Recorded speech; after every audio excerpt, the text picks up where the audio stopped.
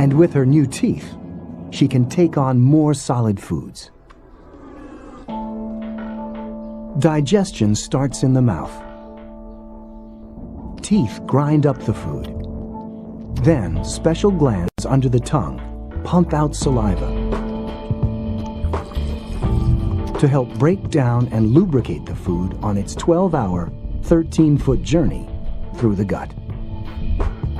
It'll pass from the stomach into the coils of the small intestine before finally passing into the large intestine.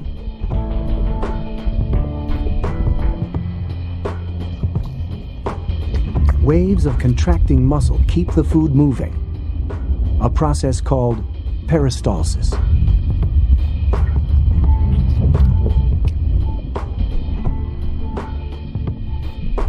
These contractions are so powerful, we can even eat upside down. For the first time, a new camera shows a high-definition view of how food travels through our bodies and into our stomachs.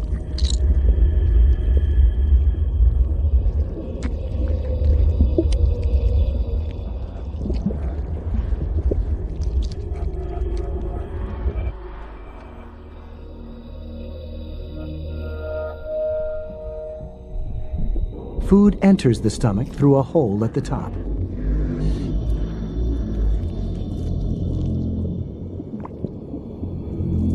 The stomach is a bag of muscle that churns, squashes, and squeezes food into liquid.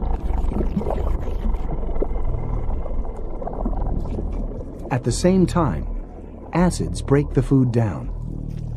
The stomach walls protect themselves with a lining of mucus. Without it, the acids could digest parts of the stomach itself, causing stomach ulcers.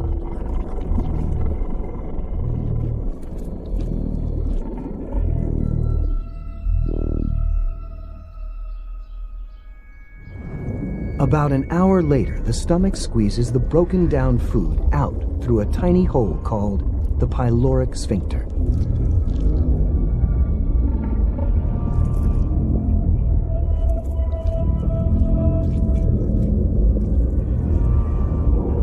The food enters the small intestine, an 11-foot coil of tube where we absorb most of the nutrients. The interior wall of the small intestine is lined with millions of microscopic projections called villi. These increase the surface area of the gut, making it easier to absorb nutrients.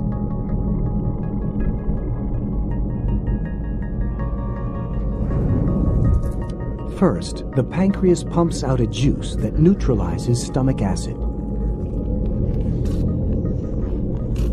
Then bile from the liver breaks down the fats into tiny droplets. Smaller droplets are easier for the intestine to absorb.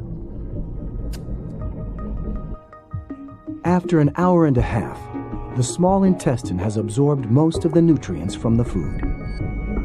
It's time for what remains to move on. It enters the large intestine through this, the ileocecal sphincter, a valve that keeps our food from going back where it came from.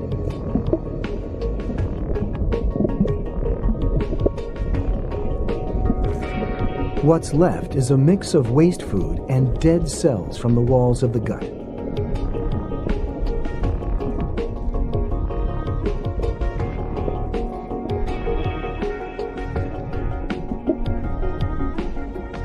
The large intestine's main job is to extract water from it.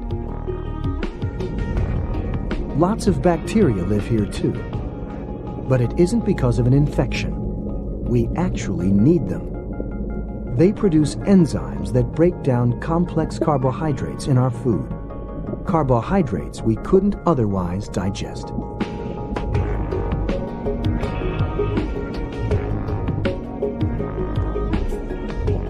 Finally, after about 12 hours, we expel what's left of our first meal.